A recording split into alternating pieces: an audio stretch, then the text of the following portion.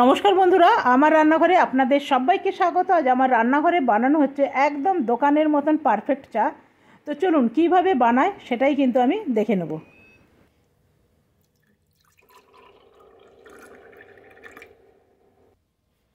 বন্ধুরা, আজকে আমি বানাচ্ছি দোকানের মতন একদম পারফেক্ট চা। দোকানের চা কেন আমাদের এত ভালো লাগে, তো সেটা আমি বলছি ধীরে ধীরে।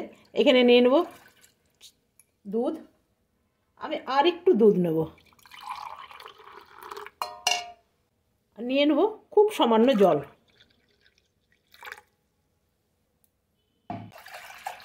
ব্যাস,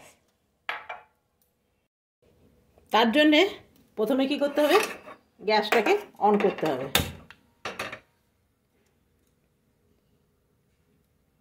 একটুখানি ফুটে যাক এটা, আমি ততক্ষণ একটু আদা করে নেব। আপনি আদা যদি পছন্দ করে আদা, আর যদি পছন্দ করেন এলাচ, তো এলাচ দিতে পারেন। আরেকদিন এলাচ দিয়ে চা বানাবো। এখন যেহেতু শীতের দিন, সেহেতু আদা দিয়ে চাটা খেতেই ভালো লাগে। চাটা দুধটা ফুটে এসছে, এরপরে আমি চিনি দেবো। আপনি যেরকম মিষ্টি পছন্দ করেন, তবে আমি খুব অত মিষ্টি দেবো না, খুব কম মিষ্টি দেবো। সব থেকে যেটা ইম্পর্টেন্ট জিনিস, আপনি যদি বাড়িতে খুব দামি চা এনে থাকেন তাহলে ভুলে যান, কম দামি চা আপনাকে দিতে হবে, তাহলেই কিন্তু ভালো হবে।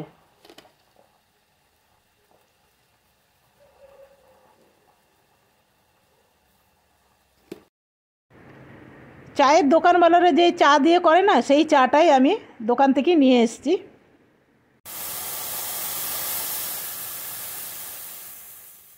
এরপরে আদাটা দিয়ে দেবো। আদাটা আগে দিয়ে দেবেন না, তাহলে দুধটা অনেক সময় ফেটে যায়। এরপরে চাটা আপনাকে 5 মিনিট ধরে একদম ফোটাতে হবে, এমনিভাবে ফোটাতে থাকুন। 1 কাপ চা যখন আধ কাপ হয়ে যাবে, তখন জানতে চাটা একদম পারফেক্ট হয়েছে।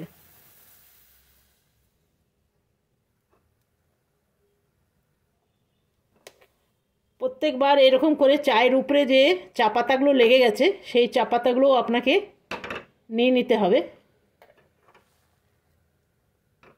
না তো উপরে যে চা পাতাগুলো লেগে যাচ্ছে, সেই চা পাতাগুলো কিন্তু আবার নিচে চলে আসবে, আবার চাটা কড়া হতে সাহায্য হবে। দেখছেন চায়ের কালারটা?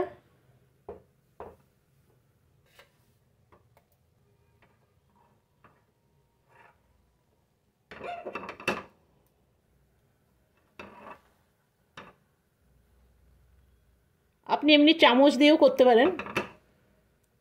চাটা প্রায় আমার 5 মিনিট ধরে হয়ে গেছে। এরপরে আমি ছেঁকে নেব। চায়ের দোকানওয়ালারা কিন্তু চায়ের কোনো মশলা টশলা দেয় না, টি মশলা হয় না, কোনো রকম দেয় না। এই কম দামি চা পাতা থাকে আর আদা থাকে, কেউ বললে আদা, না তো এলাচ থাকে। আর যেটা হয় সেটা অনেকক্ষণ ধরে ফোটাতে হয়। যত আপনি ফোটাবেন তত দেখবেন একদম চায়ের দোকানের মতন হয়ে যাবে।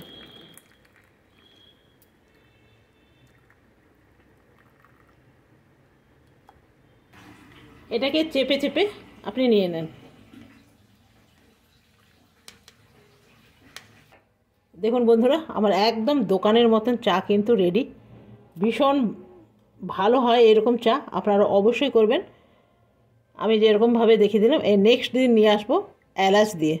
তো চলুন, ভালো লাগলে একটা লাইক করতে ভুলবেন না। আগামীকাল আসবো নতুন রান্না নিয়ে। আপনারা সকলে ভালো থাকবেন, সুস্থ থাকবেন। Thank you.